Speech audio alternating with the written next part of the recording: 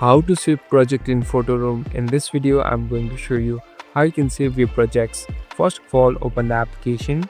Now simply tap on this plus icon and import an image. So here you can work on this image however you like.